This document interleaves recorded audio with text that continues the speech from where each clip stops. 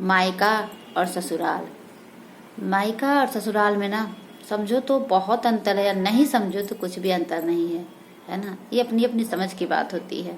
पर मायका मायका होता है और ससुराल ससुराल होता है। चाहे लाख कुछ भी कोई करे, पर मायका का कोई मूल नहीं होता है ना। जब मायका में आप कभी भी जाओगे तो वहाँ पर आपको हर चीज के लिए आपको मतलब सोचना नहीं पड़ता है। मायके में आपको मतलब बहुत सारे प्यार मिलते हैं, आपको कुछ भी आपको नहीं करना पड़ता है ना। मायके में आपको हर तरह की आपको सुविधा दी जाती है, हर सुख सब कुछ दिया जाता है ना। पर ये कब तक?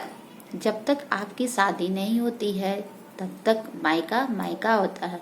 पर शादी के बाद एक बेटी का असली घर ससुराल होता है ना। मैं ये भी मानती हूँ कि मायका तो मायका होता है, बिल्कुल सही कहा है जिसने भी कहा है। पर एक लड़की का असली घर उसका ससुराल होता है ना।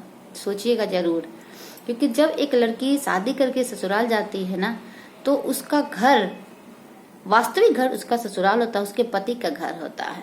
उसका मान सम्मान बनाए रखना एक स्त्री के हाथों में होता है ना। आप मायके आप अगर आप कभी बीच में जाओते भी हो तो आपको वैसा, जैसे आप पहले आप कोई चीज अगर छोड़ के जाते हो, पहले जैसे आप रखते थे, कोई चीज भी आप इधर उधर बिखेर देते हो, पर क्या आप जब बहुत समय बाद जाते हो तो क्या वैसा मिलता है? नहीं ना।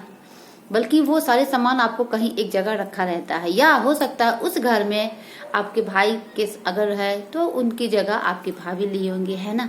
ऐसा नहीं हो सकता है कि वहां आपकी जगह वैसे की वैसी ही होगी, नहीं होगी ना। क्योंकि जाहिर सी बात है, जब एक लड़की ससुराल चली जाती है तो जाहिर सी बात है कि मायके में उसकी जगह लेने के लिए उसकी भाभी वहां आ जाती है ना। और किसी किसी का अगर मायका मतलब बहुत अच्छा होता है, अगर कहते हैं ना उसकी भाभी जो भाई भी आती है नई नवेली, और यदि उसके साथ आपके अगर बॉन्डिंग अच्छी होती है, साथ अच्छा होता है, तो बहुत ही, तब तो एक बेटी को बिल्कुल नहीं सोचना पड़ता है कि ये मेरी भाभी है या कि मेरी बहन है ना। पर हम ऐसा कह नहीं सकते हैं, क्योंकि इस दुनिया में आप कह सकते हो कि सभी लोग एक जैसे नहीं होते हैं। ठीक वैसे ही ना सभी भाभी ननद एक जैसी होती है, ना ही ननद भाभी, दोनों में अलग अलग डिफरेंट होता है। जैसा मैंने कहा है, दोनों की सोच बिल्कुल डिफरेंट होती है।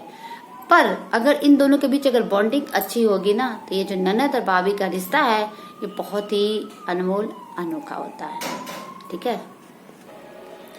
ठीक, अगर आप दोनों के बीच में अगर आप लोगों की बॉन्डिंग सही रहेगी ना तो ये रिश्ता ना बहुत समय तक चलता है, बहुत अच्छे से चलता है। बस इन दोनों के बीच में जो दूरियां होती है ना, उस दूरी को अगर कम कर देना तो ये रिश्ता बहुत खिलता है और बहुत अच्छा, बहुत ही बेस्ट फ्रेंड होते हैं। ये भाभी ननद का रिश्ता बहुत ही बेस्ट होता है।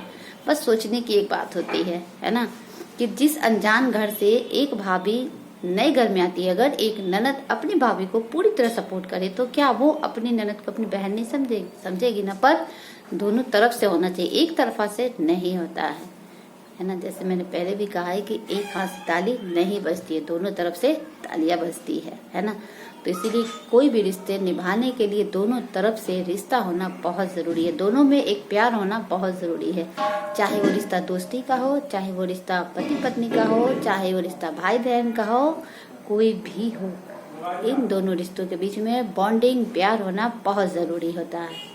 इसलिए किसी भी रिश्ते को अगर आप लंबे समय तक चाहते हैं कि आपके साथ रहे, बिल्कुल नहीं टूटे, तो उसके लिए चाहिए विश्वास, भरोसा, प्यार, मान सम्मान।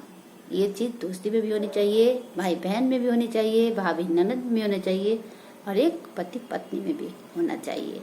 जब तक ये चीज नहीं होंगी रिश्ता नहीं चलेगा, नहीं टिकेगा। इसलिए सबसे जरूरी होता है एक दूसरे के प्रति भरोसा। ठीक है। अगर आपसे वो कोई चीज नहीं कह पा रहा है या कोई चीज बताना चाह रहा है तो आप इतने उसके करीब रहिए या उसके करीब बातों के जानने की कोशिश करिए कि हाँ, आपसे वो कुछ कहना चाह रहा है तो कहने में क्यों हिचकिचा रहा है। तो ये हिचकिचाहट की जो बीच की दूरी होती है ना, उस दूरी को अगर आप दूर कर लोगे तो कोई भी बात आपसे कोई नहीं छिपाएगा। उसके लिए क्या चाहिए होता है? भरोसा, तभी तो वो कह पाएगा कोई इंसान, है ना। तो इसलिए सबसे जरूरी होता है विश्वास, भरोसा, एक दूसरे के प्रति मान सम्मान। तो यही था, एक छोटी सी बात सोचा हमने शेयर करती हूँ। यदि अच्छा लगे तो